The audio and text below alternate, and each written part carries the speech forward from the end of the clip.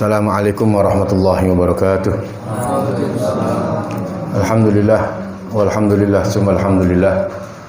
Wassalatu wassalamu ala Rasulillah Sayyidina Muhammad ibn Abdullah wa ala alihi wa sahbihi wa mawalah. La haula la quwwata illa billah. Rabbana lakal hamdu hamdan katsiran tayyiban mubarakan fi. Subhanaka la ilma lana illa ma 'allamtana innaka antal alimul hakim. Subhanallahi mil'al mizan wa muntahal ilmi wa mablaghur ridha wa zinatal arsh. Alhamdulillahi mil'al mizan wa muntahal ilmi wa mablaghur ridha wa zinatal arsh. Wa la ilaha illallah mil'al mizan wa muntahal ilmi wa mablaghur ridha wa zinatal arsh. Wallahu akbar mil'al mizan wa muntahal ilmi wa mablaghur ridha wa zinatal arsh. Amma ba'du Al-Mukarramun, para jamaah Majlis Ilmu Kanzul Arsh, Majlis Zikir, majlis yang insyaallah mudah-mudahan kita sudah bisa menanam atau menabur benih-benih mahabbah kepada Rasulullah sallallahu alaihi wasallam. Alhamdulillah, puji syukur kita sampaikan kepada Allah Ta'ala. Kembali Allah Ta'ala pertemukan kita di tempat ini dengan niat talabali mardatillah, syukra li an'umillah, taqarruban ilallah. Jadi kita niat untuk mencari karunia dan keridhaan Allah Ta'ala.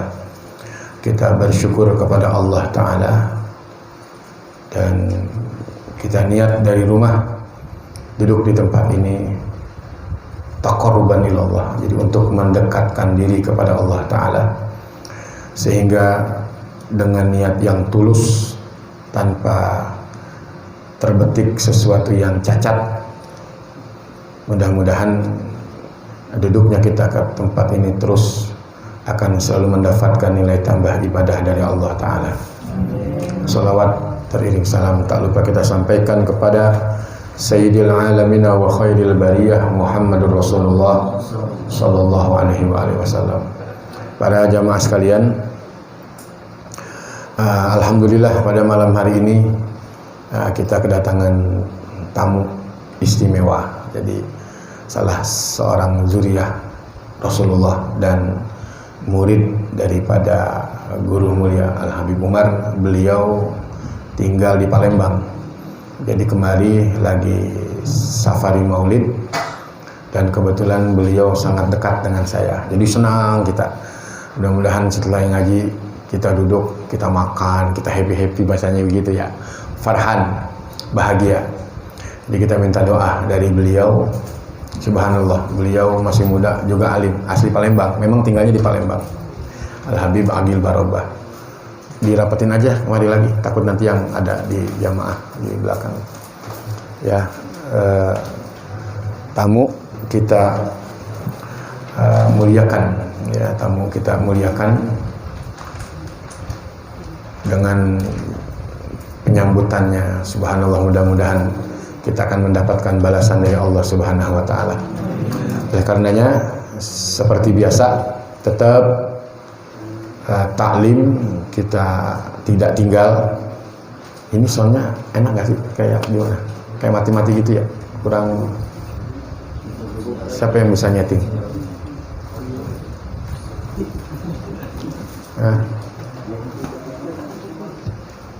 Jadi kayak mati-mati, kurang greget kayaknya gitu. Ya, nah, ya cukup deh.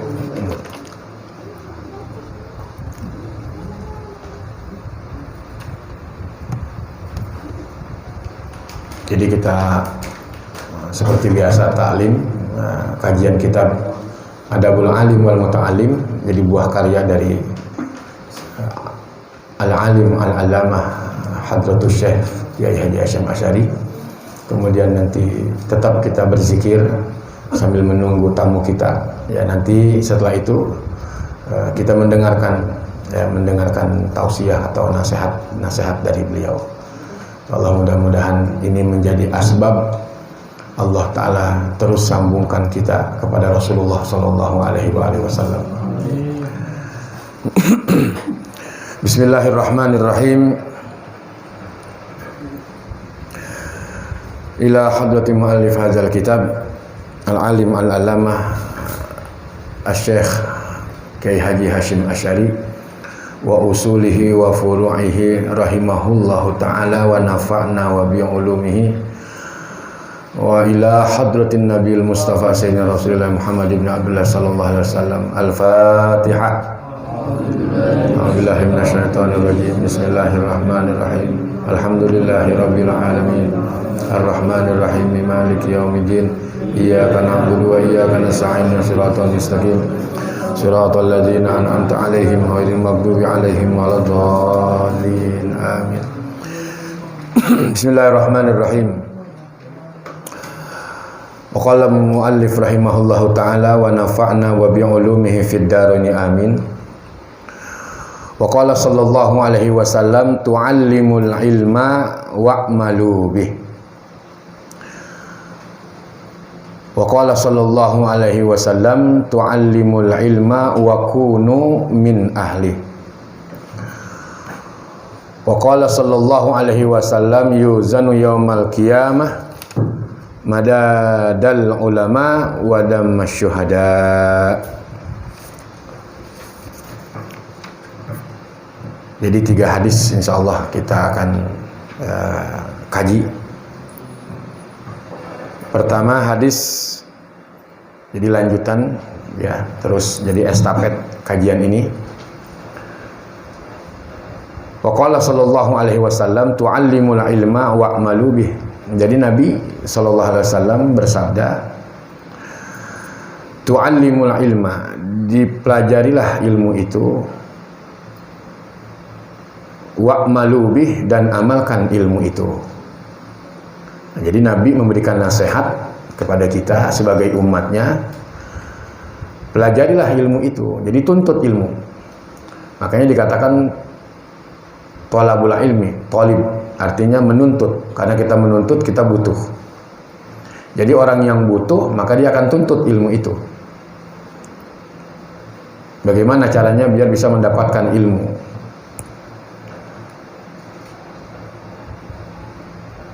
Mempelajari ilmu kemudian mengamalkan ilmu itu. Jadi ilmu bukan hanya dipelajari saja, bukan hanya dibaca saja. Bagaimana caranya mempraktekkan ilmu? Ini yang sulit. Mungkin teori kita bisa, praktek, nah, ini kadang-kadang yang sulit sekali. Nah, kita harus bisa, minimal tuh kalau kata ulama 10% kita bisa mengamalkan ilmu itu, sekalipun nggak nyampe 50%.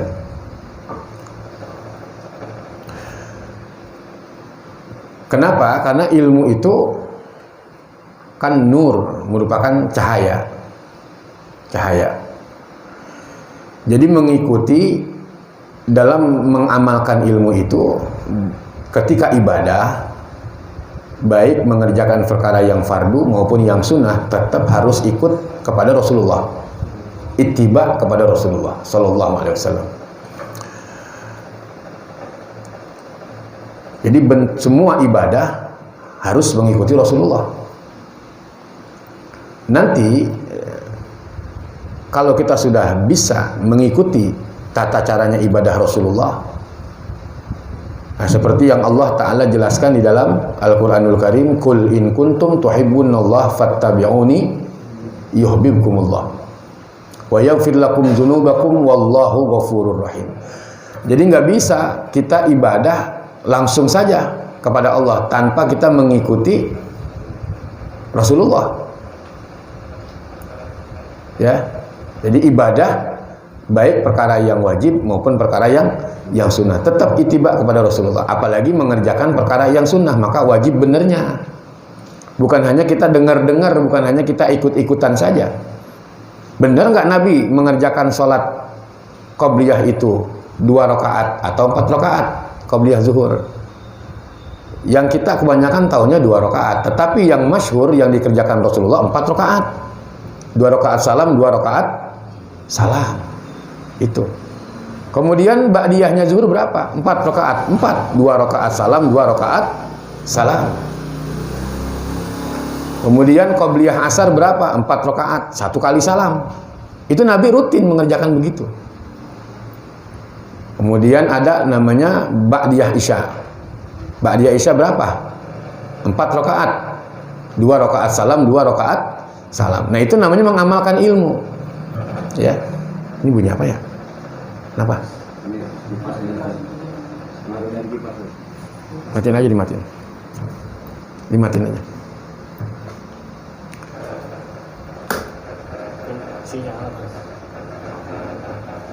Ya, jadi mengamalkan ilmu.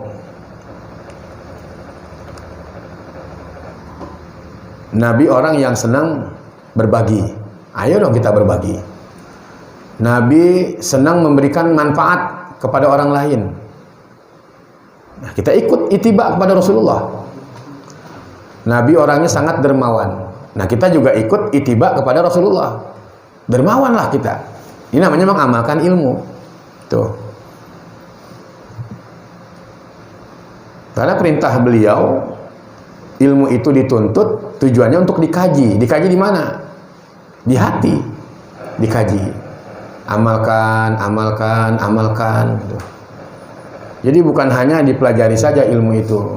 Bagaimana kita, Nabi senang bersedekah, berbagi.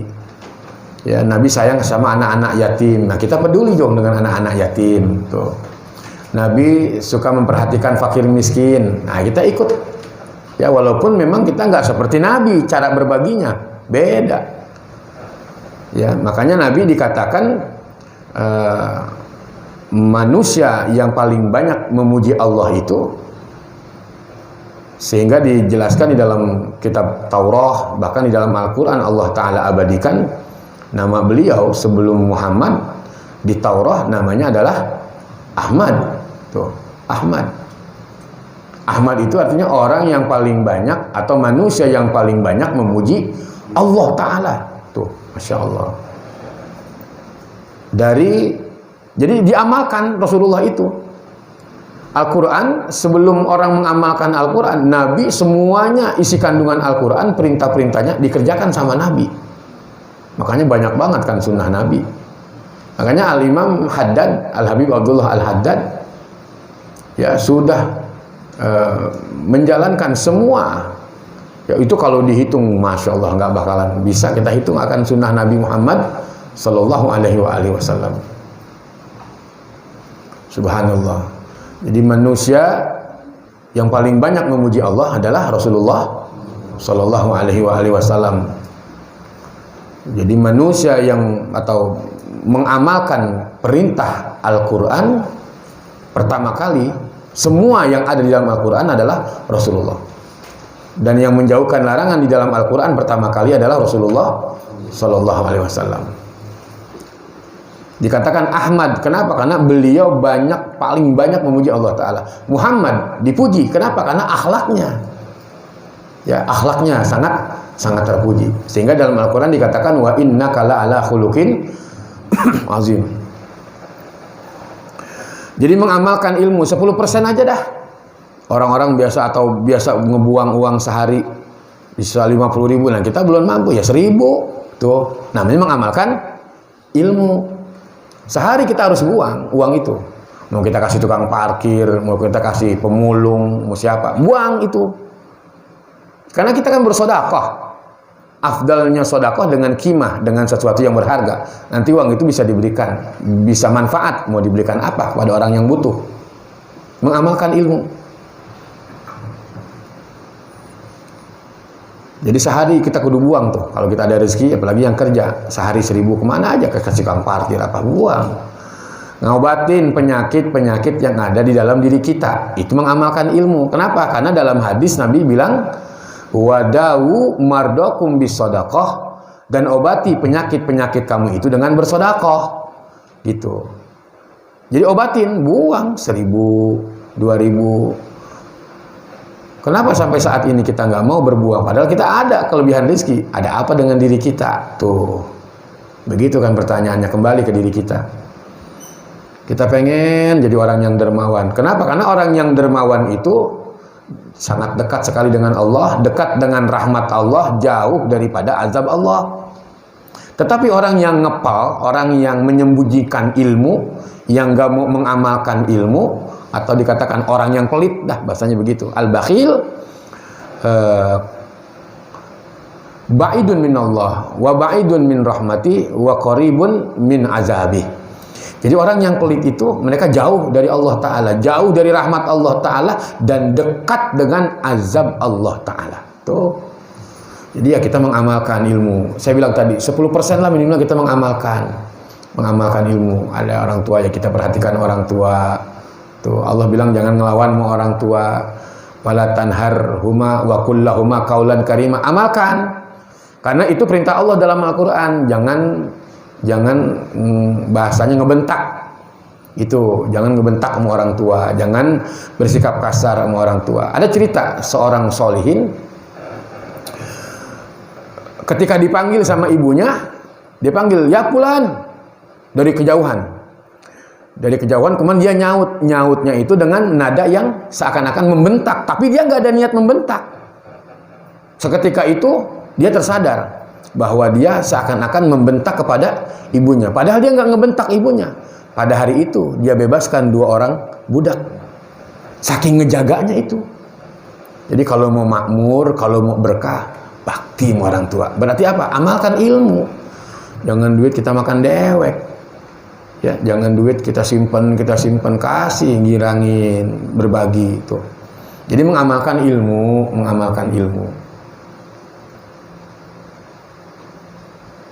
Ya ini nasihat Rasulullah.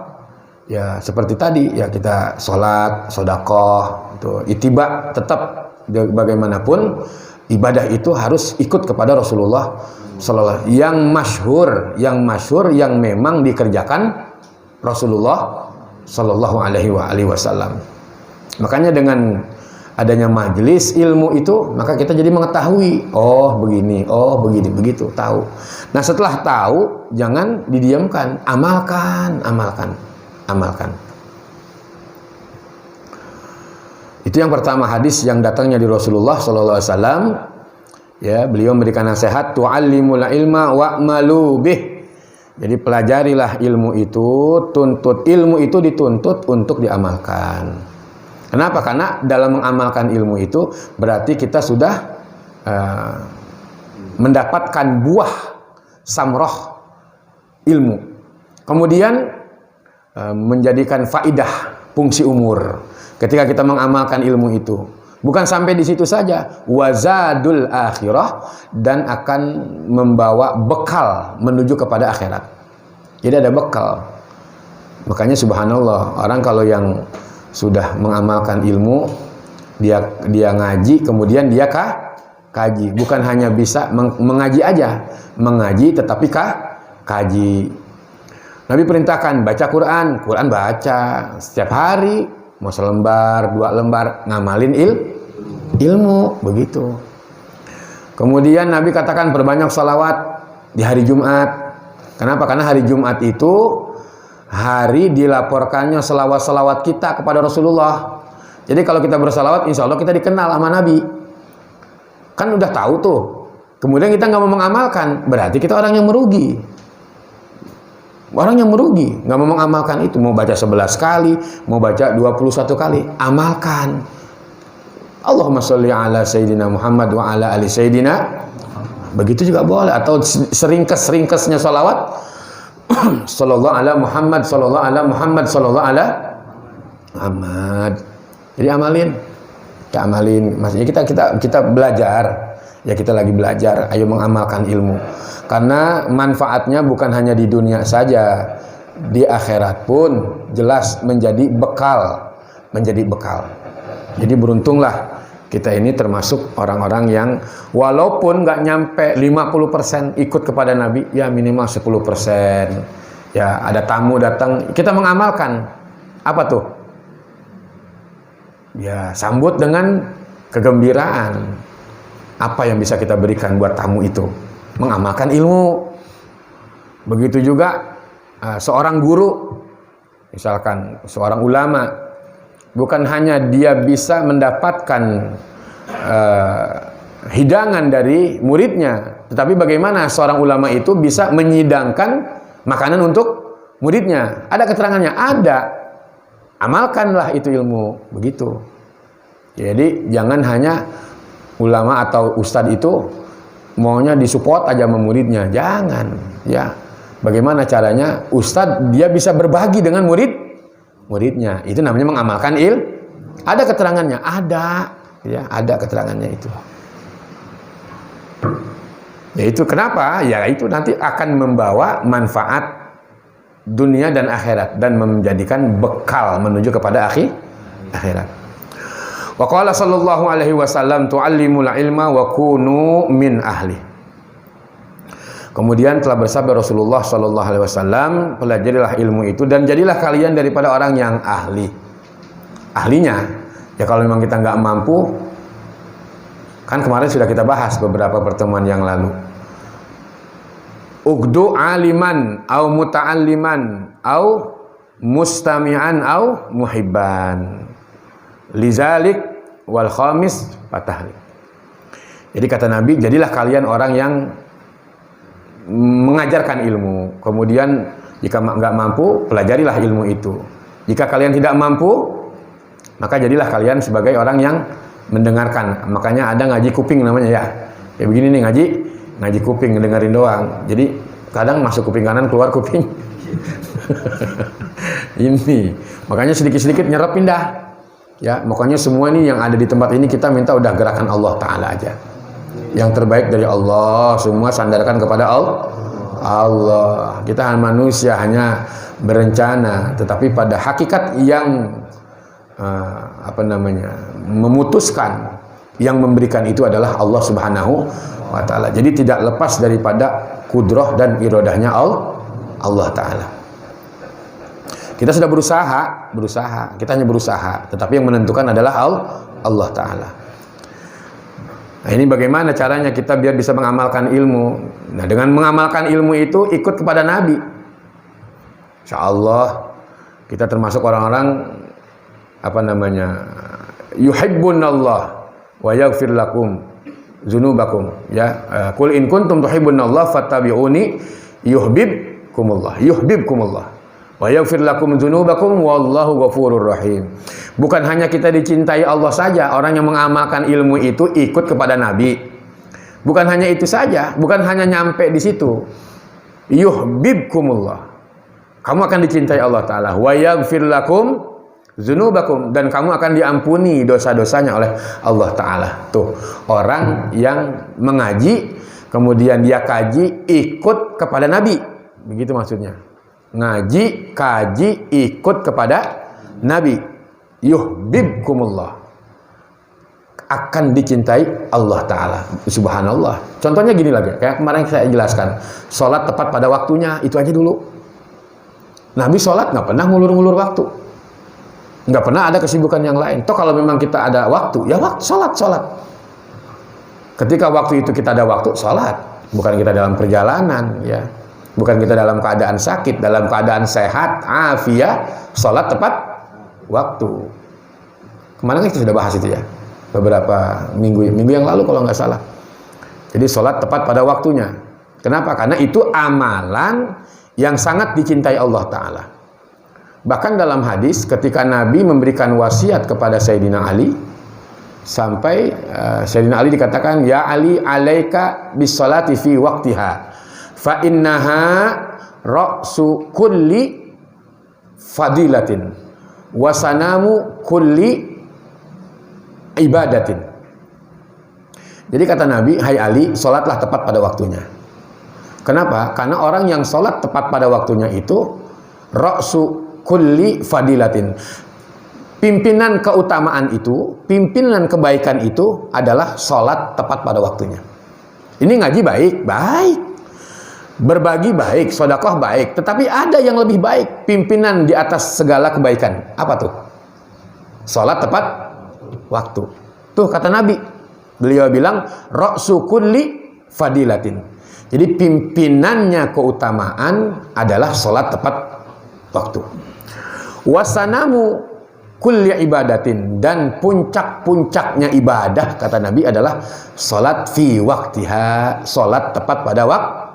Nah, kita mengamalkan ilmu, Nabi kan yang memberikan nasihat, kemudian kita amalkan ilmu itu, bagaimana? Allah akan selalu memandang mulia dengan kita tuh. Itu aja dulu kita belajar, jangan mengulur-ngulur waktu. Ada salat tepat pada waktunya. Nanti dengan sendirinya tuh Allah akan memberikan tuh. Memberikan, Allah sangat cinta dengan kita, memberikan kecintaannya kepada kita. Kemudian Allah akan mengampuni dosa-dosa kita. Kenapa? Karena Allah Maha Pengampun dan Maha Penyayang. Dari itu aja dulu kita mulai. Namanya mengamalkan ilmu. Jadi merubahlah. Sekarang kita harus bisa merubah. Merubahnya ya memang harus dipaksa. Jadi nanti dipaksa. Insya Allah dengan sabar, dengan istiqomah, nanti tulus ya keterpaksaan itu. Bisa berjalan dengan sendirinya. Jadi kalau sholat nggak tepat waktu nggak enak rasanya begitu. Karena kita sudah mencoba. Oh udah masuk waktu, ya udah kemana? Apa kita sholat di rumah berjamaah dengan keluarga atau di masjid atau di mana? Intinya sholat tepat waktu. Kita ikut. Kenapa? Karena Nabi sholatnya tepat waktu. Nah, itu yang dikatakan ngaji, kaji, ikut kepada Nabi. Ya. Yakin aja dulu lah, nomor jam 9. Beliau mendatang, ya Allah, masuk Bang Haji, sini Bang Haji, di sini. Ya, nomor jam 9, takut juga beliau datang, kita baca aurat, zikir tetap kita enggak ini, kita baca aja dulu, ya sepintas ya. Yang penting kita baca ya, tetap kita dawam dan istiqomah. Ya, mudah-mudahan Allah turunkan rahmat, dan Allah Ta'ala bukakan pintu-pintu keberkahan buat kita semua dengan sabab kita ini selalu istiqomah. Utlubil istiqomah ya'tikal karamah. Jadi tuntutlah istiqomah, insya Allah akan mendatangkan karamah.